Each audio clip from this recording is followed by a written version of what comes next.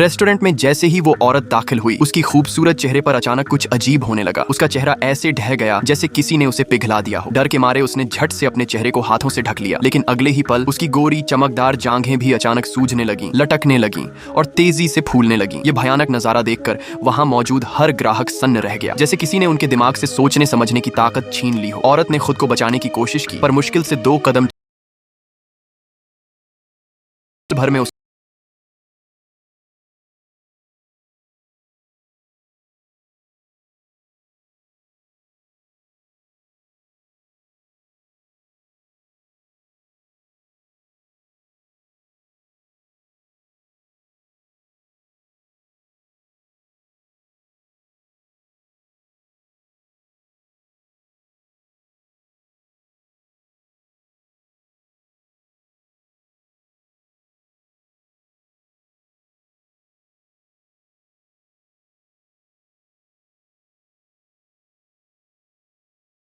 कांस्य से शरीर वाला मर्द प्रकट हुआ। उसने बिना एक शब्द बोले अपने लोहे जैसे हाथ जमीन में घुसा दिए और पूरे जोर से जमीन का एक भारी टुकड़ा सैकड़ों टन वजनी उखाड़ फेंका। सबको लगा अब इस मिट्टी की दीवार से वो मांस का राक्षस रुक जाएगा, लेकिन वो राक्षस तो ज्यादा चालाक निकला। वो दीवार पर चढ़ने लगा, सीधा लोगों की ओर बढ़ते हुए। भीड़ में सबके चेहरे पर डर की स्याही थी कि अब कुछ नहीं बचा सकते। तभी अचानक वो औरत जो अब तक एक मांस का ढेर बनी हुई थी, उसमें थोड़ी चेतना लौटने लगी। उसकी सांसें चलने लगी। वो बुदबुदाई, पानी, मुझे प्यास लगी है। लोगों ने बिना देर किए उसे उठाया और तुरंत ले गए एक गुप्त लैब में। वहाँ डॉक्टर आर्टिफैक्ट नाम के एक वैज्ञानिक की मदद से उन्होंने उसकी हालत पर काबू पाया और धीरे धीरे उसकी पुरानी सुंदरता भी वापस लौटने लगी। लेकिन किसी को नहीं पता क्या वो अब भी इंसान है या उस मांस का दानव बस अंदर कहीं छिपा हुआ है, फिर से लौटने के इंतजार में।